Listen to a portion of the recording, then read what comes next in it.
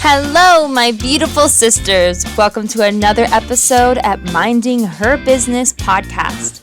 I'm your show host and coach, Jaslyn Martin, and I empower women to read, feed their souls, and succeed in business.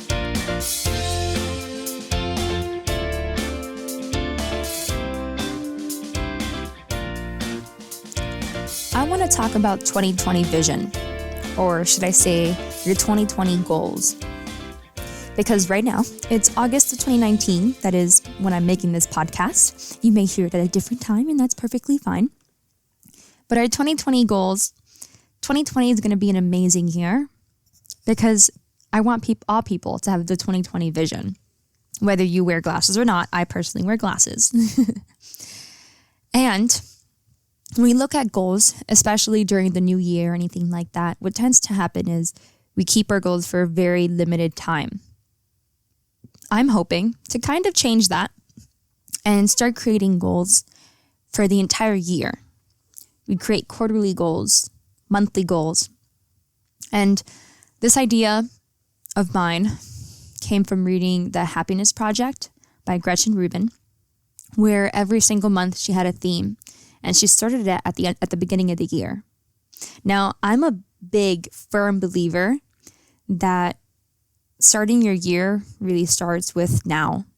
Starting in 2019 for 2020 goals, starting to learn for them and starting to plan them ahead of time so that it's really in your brain. Because if you start them the day of, you may not complete them. Not in the long term. But if you can start creating them now, start writing them down, and yes, SMART goals, right? Specific, measurable, actionable, reliable, and timeable goals are very important. But writing down goals and writing down why they are important to you. Why do you want to have these goals in the first place? And then creating goals, like, for example, especially for business, right? I have specific goals that I have for a year, 2 years down the line. And yes, they may change, but the end result is the same or better than what I wanted for my goals. And that's something to focus on.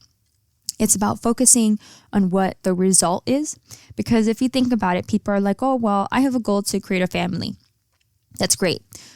The end result of having a family to you could possibly be, having happiness in your life, having more joy in your life. Well, for that result, how else can you add joy in your life and happiness in your life now?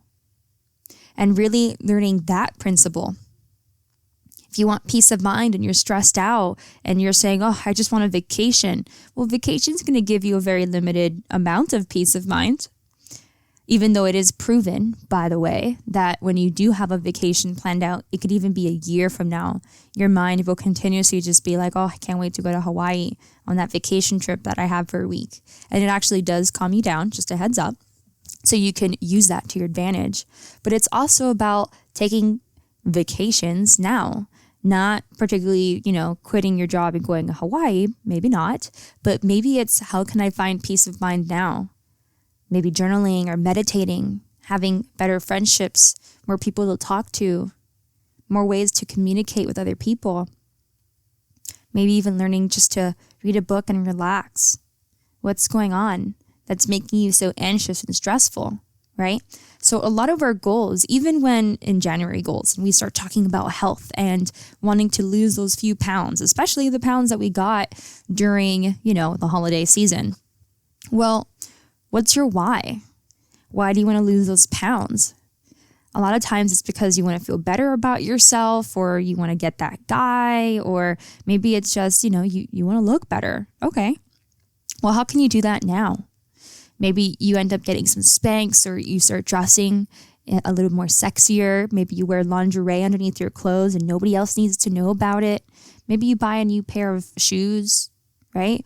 So you don't have to lose weight to feel sexier or to look better, but it is going to be helpful for you in the long run and healthy for you. So maybe how can you start substituting specific foods? Like maybe instead of having 2% milk, you start getting coconut milk. Or maybe if you, instead of having eggs with butter, you change it to eggs with ghee or just water, or maybe or coconut oil, right? Just changing the small things, getting rid of vegetable oil and changing it for coconut oil or avocado oil or red palm oil.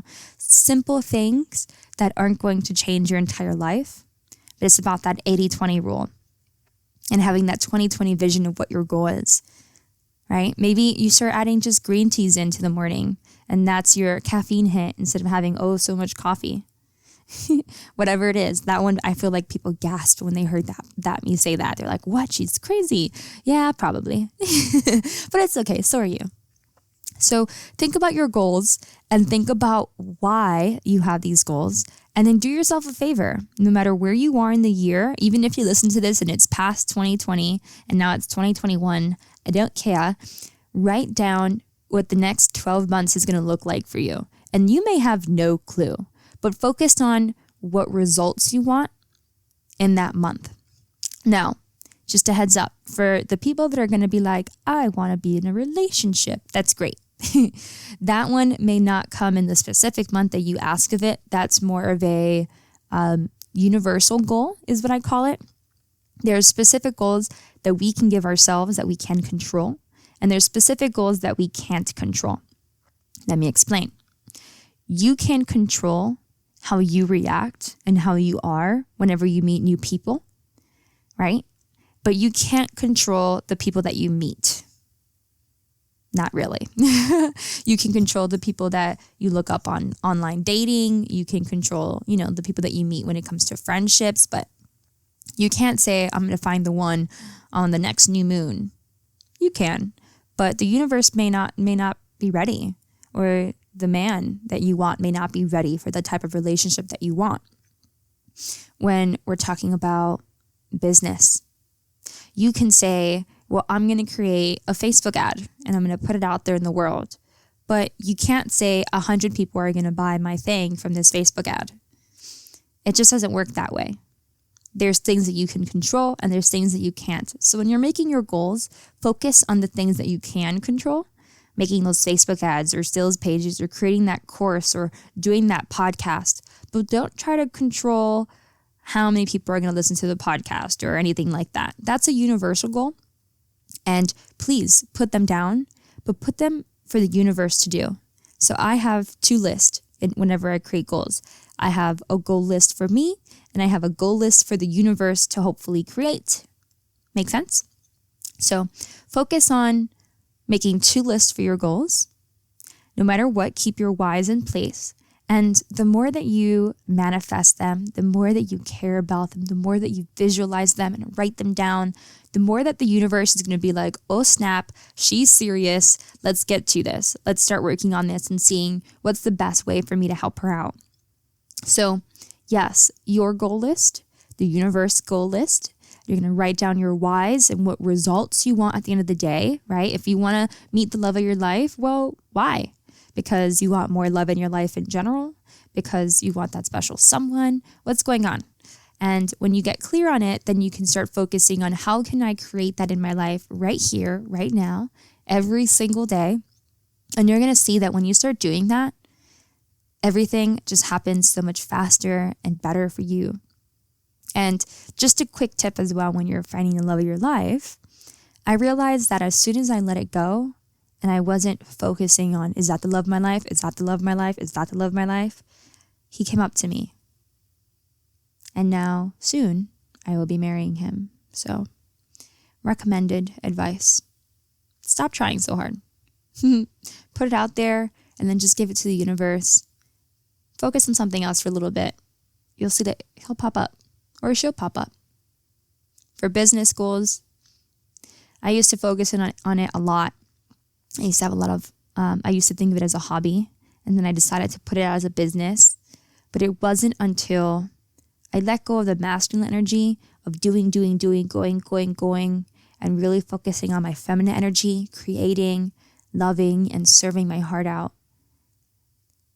Then I started to get ridiculous results. And now I'm here. And now I continuously grow. And now I can balance out the masculine and the feminine. But I noticed that it was the feminine energy that finally made it grow into this beautiful tree that it is today. And now I'm just watering it and giving it the world so that it can continue to grow. So just giving you little tips and advice on how to goal set and how to have fun in your life now versus really it's about enjoying the journey, not the destination. And I love that quote, and I wish I could say like, it's by Jasmine Martin, but it's not. It's by Dan Millman. And for those that don't know, Dan Millman is a hero of mine. I've listened to his stuff since I was 12 years old. He writes Peaceful Warrior, The Sacred Journey, Socrates' Story, The Hidden School. I highly recommend listening to his stuff, especially if you want to learn on how to give to the universe. It's very helpful. All right, ladies, talk to you later. Bye. Mwah.